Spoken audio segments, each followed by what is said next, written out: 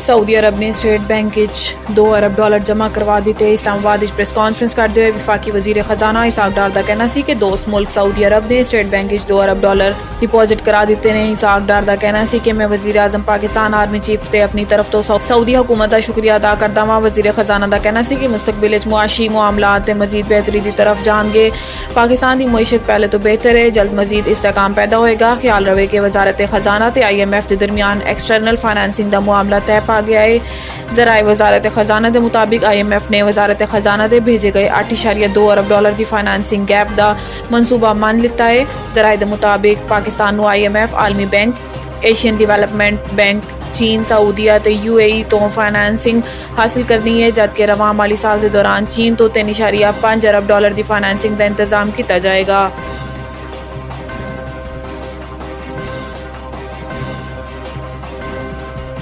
तौहीन election commission case chairman PTI Fawad दे नाकाबिल जमानत वारंट गिरफ्तारी जारी। इलेक्शन कमीशन ऑफ पाकिस्तान ने तौहीन election commission case chairman Pakistan Tehreek Insaf ते फवाद चौधरी दे नाकाबिल जमानत वारंट गिरफ्तारी जारी कर दिते। चेयरमैन PTI फवाद चौधरी ते असद उमर के खिलाफ तौहीन इलेक्शन कमीशन केस की समात मेंबर सिंध ने सार दुरानी की सरबराही 4 रुकनी कमीशन की समात की थी। चेयरमैन PTI ते असद उमर के बुकला इलेक्शन कमीशन पेश नहीं होए। मुआवन वकील ने कहा है कि असद उमर के केसिस ने ते डॉक्टर दे कोल टाइम लिता है, अज हाजिरी तो इस्तिसना देन। असद उमर इत्थे हाजिर होंदे रहे ने। मेंबर कमीशन का कहना सी कि तुसी दरखास्त जमा करा दवो, जिस ते असद उमर के मुआवन वकील ने हाजिरी तो इस्तिसना की दरखास्त जमा करा दी। इस मौके पर फवाद चौधरी ते अना दे वकील फैसल चौधरी भी पेश नहीं होए। मुआवन वकील ने कहा है कि फवाद चौधरी लाहौर ने, फैसल चौधरी इस्लामाबाद हाई कोर्ट ने।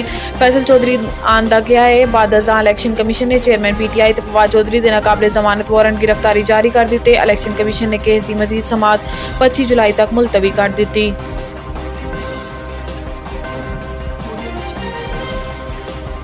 तोशाखाना काबिल समात होंदा ट्रायल कोर्ट का फैसला Islamabad high court challenge. Chairman Pakistan Tehreek Insaf ने तोशाखाना काबिल समात होंदा ट्रायल कोर्ट का फैसला इस्लामाबाद हाई कोर्ट चैलेंज कर दिता। बैरिस्टर गोहर ने Islamabad high court chairman PTI की जानिब तो दायर दरखास्त दायर की। दरखास्त चेयरमैन PTI ने ट्रायल कोर्ट का फैसला गलत करार देने की इस्तदा की है। याद रहे कि एडिशनल सैशन जज हुमायूं दिलावर ने तोशाखाना फौजदारी केस काबिल समात करार दिता सी। IMF प्रोग्राम खुशी तो नहीं मजबूरन कबूल किया। फाटा यूनिवर्सिटी के फेज़ 1 की इफ्तिदाई तकरीब नाल खिताब करते हुए वज़ीर आज़म का कहना सी कि पाकिस्तान जरूर अपने पाँव से खड़ा होएगा।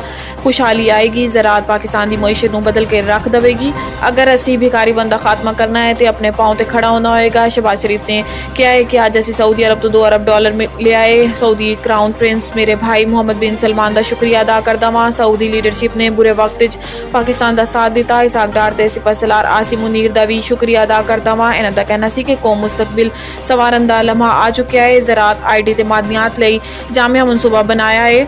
अज साडा हमसाया साडे तो अगे निकल गया है ते कसूर साडा है। असी अज अपने गिरेबाने झांकना होएगा। अज सानू फैसला करना होएगा कि हाथ ऊंचा रखना है या कशकोल लैके फिरना है।